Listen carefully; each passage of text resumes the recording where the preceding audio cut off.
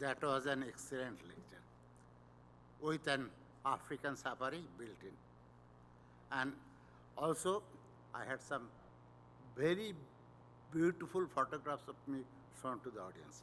Thank you, Dr. Roy. Thank you very much. Now, Dr. Roy, with all his oratory, has just skipped one point. And that one point is whether he should escalate therapy or not. The main focus of the debate, he just skipped it. And thank you for leaving the stage to me for my discussion. So, understanding the intensity of Dr. Roy and his prevarications, I had to look hard into this topic. And I agree with Dr. Roy only in one aspect, that heart failure is a progressive condition interspaced with hospitalizations and chronic decline. And what is the response of the doctors like Dr. Roy? Escalate, escalate, and escalate once the condition deteriorates. And you are led to this situation where the patient complains that I am taking 90% pills and 10% foods, reduce my drugs. Now, also, stable heart failure is a misnomer, but a survey of the literature will give you the brief summary that a stable might be a NYHA 1 or 2 classification, no recent decompensation, no recent therapy changes, volume status, and laboratory stability. Most important, no abnormal lab or biomarker trends. And across the Atlantic, all the guidelines recommend that they should receive guideline-directed maximally tolerated therapy. And this is dependent on two false assumptions. False assumption number one, the trials have optimal use of backgrounds. It cannot be assumed that all patients in the landmark trials were on every JDMT or these therapies were being used as the maximally recommended therapeutic doses. That is what they all recommended. But when you look at the data, the most important part of our life, tells a different story altogether. A significant percent, 40% or more, patients did not receive the full doses of the then recommended guidelines. And there is a second fallacy. An additional fallacy is the assumption that only maximal doses of GDMT have therapeutic benefits. Is it written in stone by Dr. Roy? Thou shalt escalate heart failure drugs in stable patients. The 11th commandment. Is it true? Now, let us look at the 4 pillars of heart failure therapy. I'll try to analyze the data in each pillar. I'll start with SGLT2.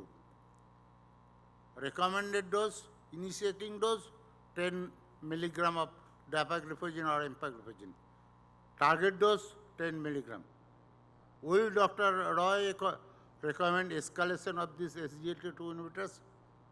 Well, there was a trial that was published in, I think, in the heart failure, one of the heart failure journals, International Heart Failure Journal, looked more like a DM or DNB thesis. 50 patients, 25 milligram versus 10 milligram of empagliflozin. 6 months follow-up showed some improvement of NT-proBNP, but that is the only trial that has been published, a DNB thesis for doctor. So, if I am patient is clinically stable as per criteria, I will not, there is no scope for elevating the SGLT2 inhibitors otherwise. Second, I will take the MRAs. If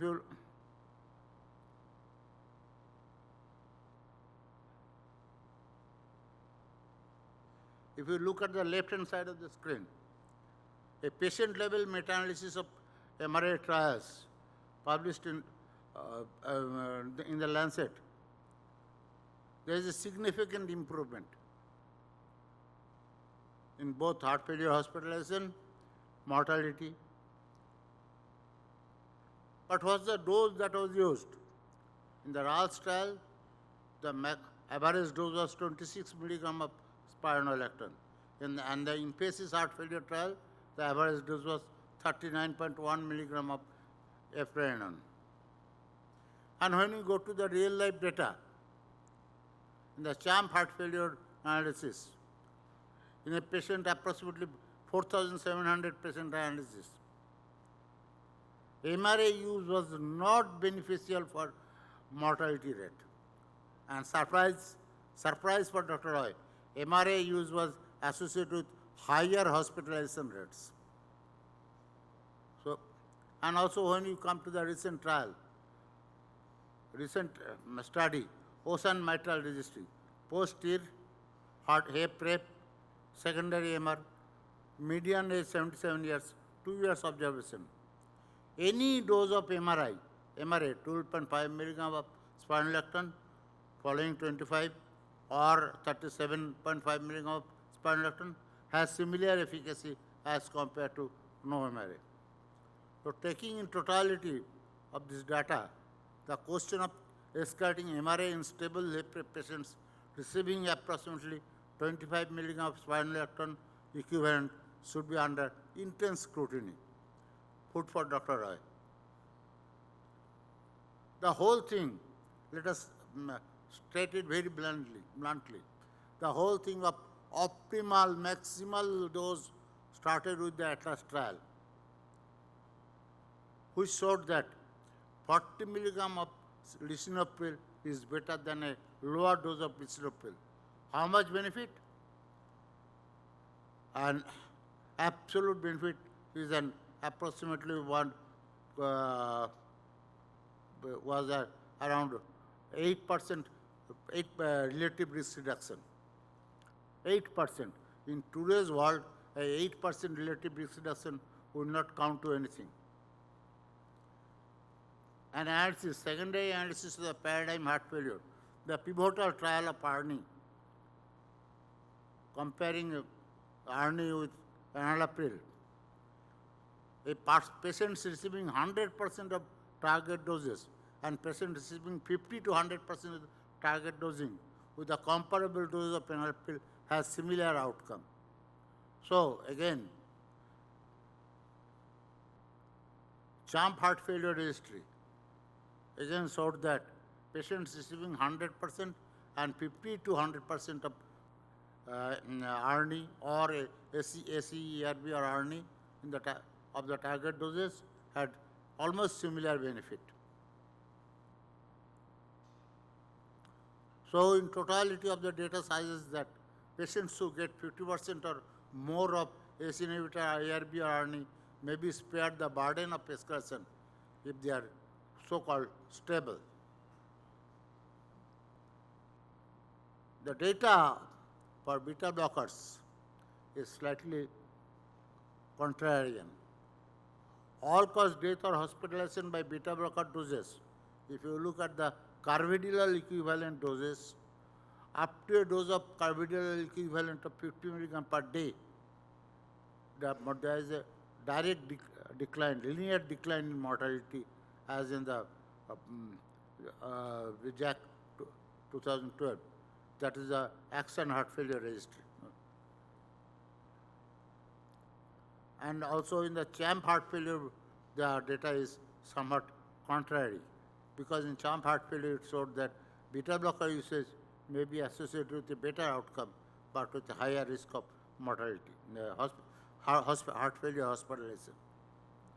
So about the four pillars, beta blocker, I will put in a question mark whether to escalate in a stable patient up to a 50 milligram carvedilol equivalent dose. But let us address the reality. On the CHAMP heart HF registry of approximately 5,000 patients, they have made an OMP score. If the patient received none, less than 50% maximum dose of ACE inhibitor ARB, or more than 50% more of ACE inhibitor maximum dose of ACE ARB or sacubitril valsartan. The patients who got an optimal score versus acceptable, that is more than 50%, had a similar outcome. Now, coming to, so what is the way out? The way out would be biomarker guided versus guideline based treatment of patients with heart failure. The biostat CHA. The biostat CHF tested 3 hypothetical scenarios. Scenario A, all patients were uptitrated to maximally recommended ACE inhibitor, ARB or beta blocker. RD was not there at time. Scenario B, all patients were uptitrated or not based on a biomarker model. Or scenario C, no patients were uptitrated to more than 50% of the recommended ACE inhibitor, ARB or beta blocker dose.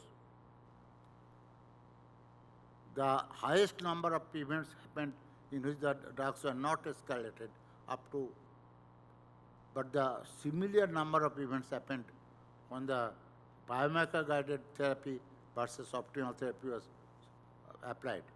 So the way out could be that if the patient has got a NT-proBNP level less than 800, it could be we can stop escalation. Heart failure is the right disease for simplistic uptitration of all the drugs? No. For conditions where the disease phenotype is closely linked to a single gene or protein defect, a high degree of targeted treatment can be achieved. In contrast, the expression of heart disease in most individuals is complex and influenced by an extensive range of clinical, biochemical, and genomic factors. This is especially true for the heart failure phenotypes, which can be a final count pathway of large array of cardiovascular conditions and is frequently accompanied by significant comorbidity. Thank you.